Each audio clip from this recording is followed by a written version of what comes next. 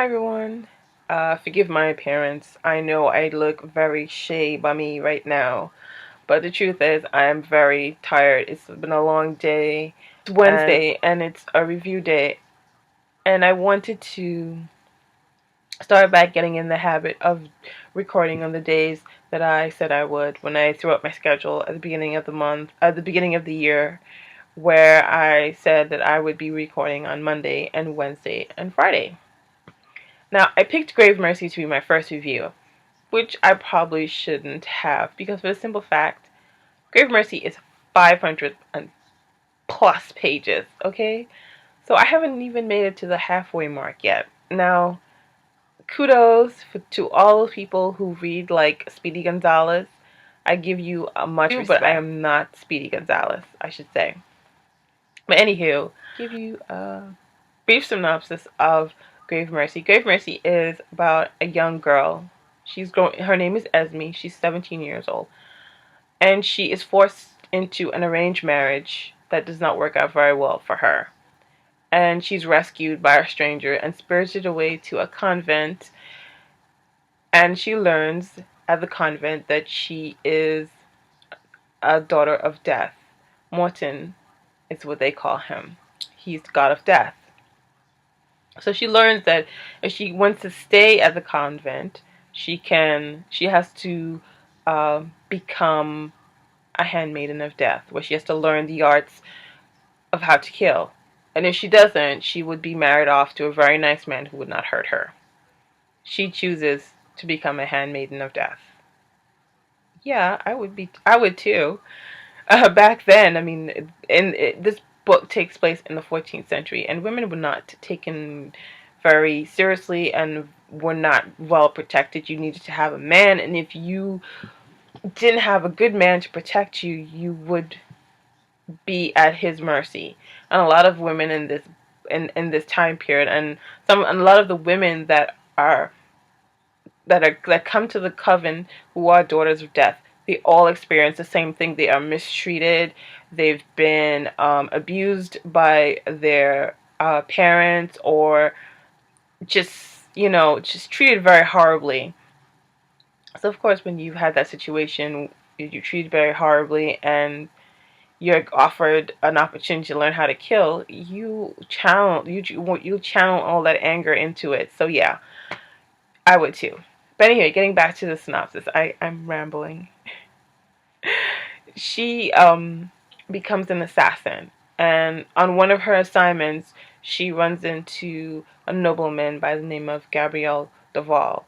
It turns out to be he is basically the right hand of the Duchess of Brittany, which is where the story takes place, and she is the future queen of Brittany. But at the moment, Brittany is under siege by France, and a lot of noblemen and anyone who the French come across that they can bribe into cause strife and looking for excuses to initiate a war. And Esme, she is, as part of the order, they believe that meting out punishment to traitors who are who are against the country and all that stuff, which is in the interest of Morton, because if the French take over, the Catholics will rule, and he will cease to exist. So yeah, it's in his best interest to stop that. Now let's see the characters in this book. I love all the female characters in this book, because there is not a Mary Sue in sight, which pleases me to high heaven. Because every once in a while it would be nice to read a book where a girl is not like, I love you forever, I'll wait for you, and she's sitting there waiting for the guy to come and rescue her, or she's biting her nails, not sure if she should rescue herself and all that business. It's great to see female characters who can take care of themselves. So yeah, I like that. The relationship between Gabrielle Duval and Esme, I love the fact that it's very slow, and it's like watching a movie from the 80s, or something like that, where you meet the two characters, they meet each other, they hate each other instantly, and they are forced into a situation where they have to be in each other's presence. And the longer that they're in each other's presence, the wall slowly falls down, and they start to notice things about each other that they find um, qualities that they find attractive. So yeah, I think that toward that, and I like that. There's a lot of intrigue and espionage in this book, because, well, France is trying to invade their country. So yeah, there's a lot of that going on.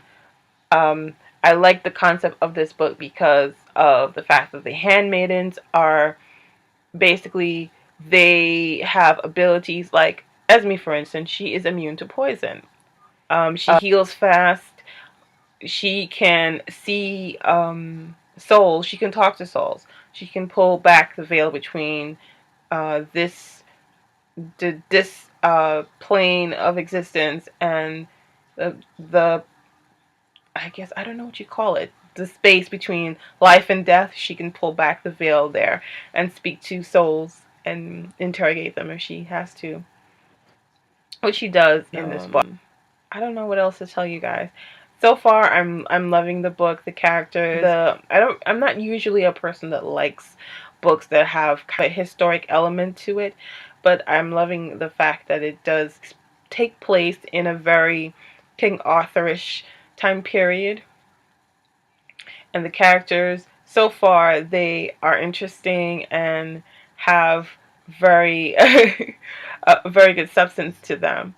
So my first impression so far of Grave Mercy is it's a keeper. It's, I would recommend it. So, but we'll see what I think on Monday when I finish reading it. Fingers crossed.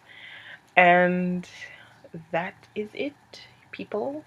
I will see you guys in my next video.